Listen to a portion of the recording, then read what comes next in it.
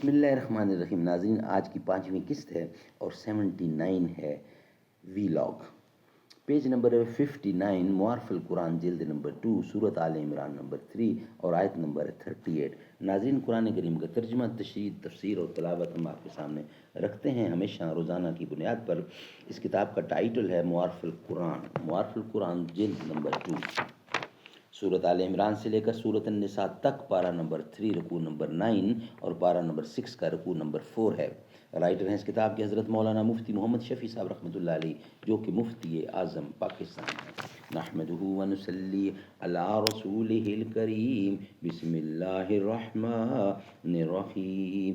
قال النبی صلی اللہ علیہ وسلم: خیرکم من تعلم القرآن وعلمہ. بہترین لوگ وہ ہیں جو خود بھی قرآن پڑھیں، دوسروں کو پڑھائیں، سکھائیں اور لکھائیں. غافل آداب سے مکان زمیں کیسے ہیں، شوخ و گستاخ یہ پستی کے مکین کیسے ہیں. اس قدر شوخ کہ اللہ سے بھی برہم ہے. تھا جو مسجود ملائک، یہ وہی آدم ہے. معارف و مسائل. ہنالک دعا زکریا. حضرت زکریا علیہ السلام کے اس وقت تک اولاد نہ تھی اور زمانہ بڑھاپے کا آ گیا تھا جس میں عادتاً اولاد نہیں ہو سکتی. اگرچہ خرق عادت کے طور پر قدرت خداوندی کا ان کو پورا اعتقاد تھا کہ وہ ذات اس بڑھاپے کے موقع میں بھی اولاد دے سکتی ہے، لیکن چونکہ اللہ کی ایسی عادت آپ نے مشاہدہ نہیں کی تھی کہ وہ بے موقع اور بے موسم چیزیں عطا کرتا ہے، اس لیے آپ کو اولاد کے لیے دعا کرنے کی جرات نہ ہوتی تھی. لیکن اس وقت جب آپ نے دیکھ لیا کہ اللہ تعالیٰ نے حضرت مریم کو بے موسم میوے عطا فرمائے ہیں تو اب آپ کو بھی سوال کرنے کی جرات ہوئی کہ جو قادر مطلق بے موقع پھل عطا کر سکتا ہے وہ بے موقع اولاد بھی عطا کر سکتا ہے. قال رب هب لي من لدنك ذرية طيبة. اس آیت سے معلوم ہوا کہ اولاد کے لیے دعا کرنا انبیاء اور صالحین کی سنت ہے. ایک دوسری آیت میں حق تعالی شانہ کا ارشاد ہے: وَلَقَدْ أَرْسَلْنَا رُسُلًا مِّن قَبْلِكَ وَجَعَلْنَا لَهُمْ أَزْوَاجًا وَذُرِّيَّةً. یعنی جس طرح حضور اکرم صلی اللہ علیہ وسلم کو بیویاں اور اولاد عطا کی گئیں، اسی طرح یہ نعمت انبیاء سابقین کو بھی دی گئی تھی. اب اگر کوئی شخص کسی ذریعے سے اولاد کو پیدا ہونے سے روکنے کی کوشش کرے تو وہ نہ صرف فطرت کے خلاف علم بغاوت بلند کرے گا بلکہ علیہ انبیاء علیہ السلام کی ایک مشترک اور متفق علیہ سنت سے بھی محروم ہوگا.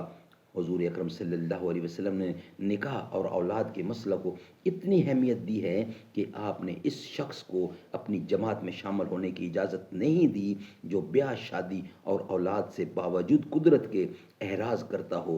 چنانچہ آپ نے فرمایا. ناظرین، یہ ہم نیکسٹ ہیڈنگ کا حصہ بنائیں گے. یہ بھی لاگ ہم یہیں کمپلیٹ کرتے ہیں انشاءاللہ.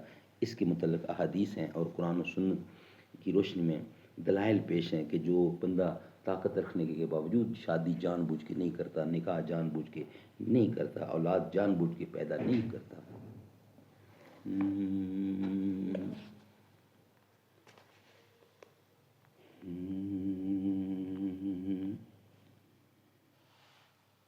تیرے دہن کا دبایا ہوا پسند نبی نے سواک کیا. لگے جو پیالے پہ ہونٹ تیرے اسی جگہ سے نبی نے پیا. ہے پیار کتنا نبی کو تجھ سے، عمیر تجھ کو کہا ہے اکثر. جناب مریم کی بے گناہی پہ ایک بچے نے دی گواہی. مگر تو کتنی عظیم عائشہ، خدا نے دی خود تیری صفائی. سناخا تیرا خدا کا قرآن، ابو بکر کی ہے نیک دختر. صدیق اکبر کی ہے تو بیٹی، رسول انور ہیں تیرے شوہر، تیرے مقدر کا تا قیامت نہ کوئی ہمسر، نہ کوئی ہمسر۔ اے امی عائشہ تیرے مقدر کا تا قیامت نہ کوئی ہمسر، نبی کے گھر کی ہو تم بھی زینت، نبی بھی ہیں تیرے گھر کی زینت، وہ پاک دامن تو پاک دامن، وہ تیری عظمت تو ان کی عظمت، وہ لاکھوں تجھ پہ سلام عائشہ، وہی کا مرکز تھا تیرا بستر، وہی کا مرکز تھا تیرا بستر۔ صدیق اکبر کی ہے تو بیٹی۔